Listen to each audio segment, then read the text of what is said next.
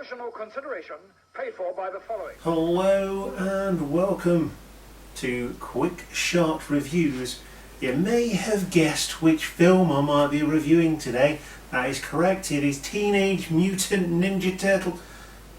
Oh, wait a second. No, it's not. Are you ready to believe me? Who are you going to call? This review, 1984, Ghostbusters. I'm not obsessed one bit by the Ghostbusters at all, but this t-shirt is blinking awesome, and I've got my own name badge on an actual flight suit from Ghostbusters. Also, you know, I can get away with this. We're talking 37 years since the release of this fantastic film, and it was my birthday not so long ago, so I bought Lego as well, so I may just review this once it's been built, because that is my complete set. But if you want to see and hear what my thoughts are on this film, I think you can probably guess where I'm going to go with this. Join us for the main part of the video. We're ready to believe you.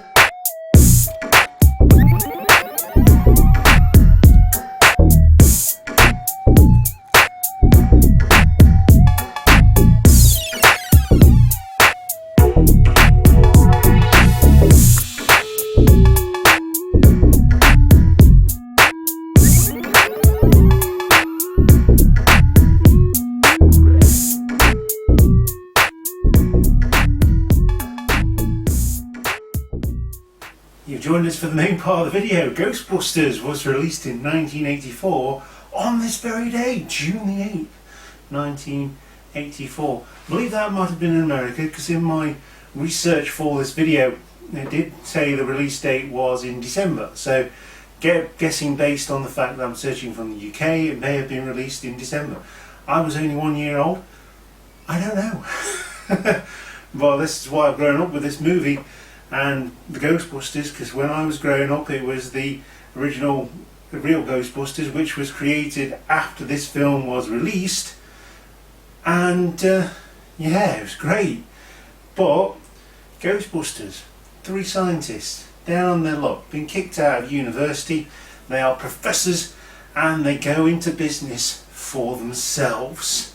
On the way they catch many ghosts and meet their arch nemesis. No, that is not Gozer, that is Walter Peck, the dickless man who tries to shut them down.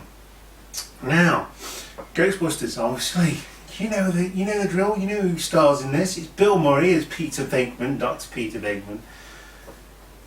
Dan Aykroyd plays Dr. Raymond Stantz, and of course Harold Ramis plays Egon. And one of the most underrated characters in films of all time, Ernie Hudson playing Winston, gets some of the best lines in both films in my opinion, and just goes really unnoticed. He's just there to make up the numbers in this, and I think it's a damn shame, because obviously the focus is around the 3 originals, the ones that brought about the Ghostbusters in the first place. But we also get Sigourney Weaver, we get Annie Potts, we get William Atherton playing Walter Peckerman. He's not Walter Peckerman, he's Walter Peck. And we also get to see him in the video game that was released back in 2009, I think it was now. Wow.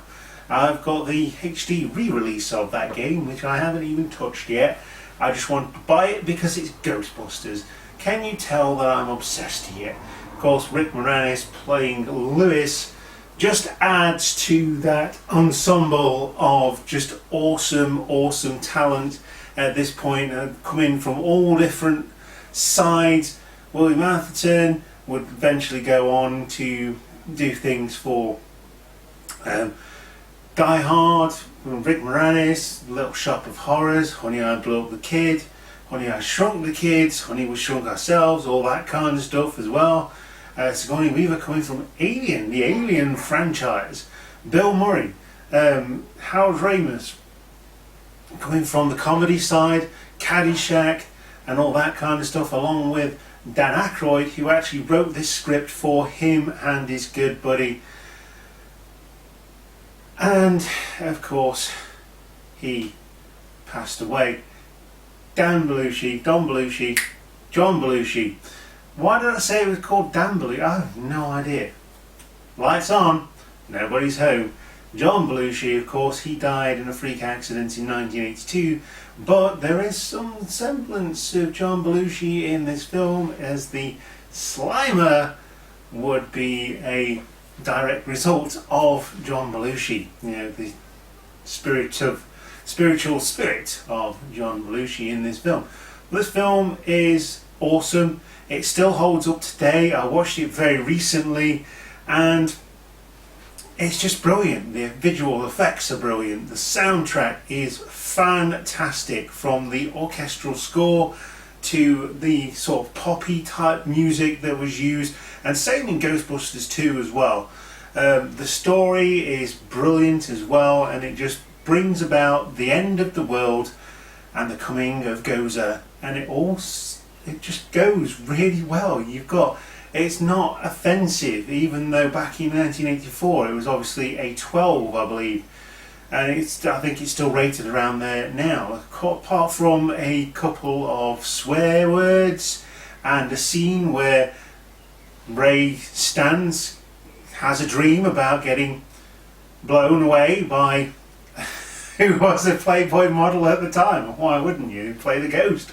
I mean, all these things, no matter how many times I watch this film, there's always something new. And I remember the first time I realised what was happening there, I wasn't just laughing at it because I was a kid. I was like, whoa! And then there's little things like the script writing, the acting, and they are little things, but they're also huge as well. Like when they're in the library right at the beginning, the line, "Listen, do you smell something?" Took me years to laugh at that because I just didn't get it. It's so funny, and this film is just great. You've never watched Ghostbusters, where have you been? It's even been referenced in Stranger Things, people. That's modern enough to get you going at least. I mean, come on. It's so good. Just go and watch this film. I don't need to explain anymore. This film is so good. And the visual effects, everything is just so awesome. And this is how much I love the Ghostbusters. I've got some ducks out in the backyard. They provide obviously eggs and things, and when I was naming them, I named one of them Ernie because of Ernie Hudson, who is I've got to say, might even be my second favourite Ghostbuster. He always was in the cartoon, Winston, and I like all the Ghostbusters. Peter's always been my favourite, and just can't get away from that. He's just fun. And Bill Murray. It's even referenced in Zombieland, another one of my favourite films. It was brought down the peg when Dan Aykroyd ran out of the haunted house where Casper lived, all the way back in whenever it was, and stated, "Who are you going to call?" Someone else with a big moustache across his face. That was a downturn, and the 2016 film could be considered as a downturn. I don't think that had a lot of direction. I think it wanted to homage the original and wanted to go in its own direction, and it ended up being an amalgamation of the two. And although I do like it, I own it on Blu-ray, I do like that film. It's not something I go back and watch a lot, but it was serviceable, and I enjoyed it because I went in not comparing it to the other Ghostbusters films, but then they compare themselves to the Ghostbusters films. Maybe I'll do a review of that as well. Maybe I'll just do Ghostbusters month with all my collectibles, including the original Stay Puft Marshmallow Man. This is about the film though, and not about my love of everything Ghostbusters. So, do I recommend watching this film? Heck yes, I recommend watching this film. Like giving yourself to the Keymaster and Gozer and turning into a big dog and getting the Ghostbusters to help you. And it smells like barbecue dog hair. That's how much I recommend this film. If you haven't seen this film, go watch it because it deserves your attention. It's streaming on UK Netflix right now, and you should go and watch this film. That is my final verdict. You have been watching Quick Shot Reviews for Cheap Shot Entertainment. You are the Cheap Shot Nation. I hope you've enjoyed this one. This one is a love of just everything that I love about Ghostbusters. I don't know why I've not gotten around to reviewing Ghostbusters before, but there you go. That's just one of those things, isn't it? Hope you enjoyed the video. Make sure you click like and subscribe, and I will see you next time.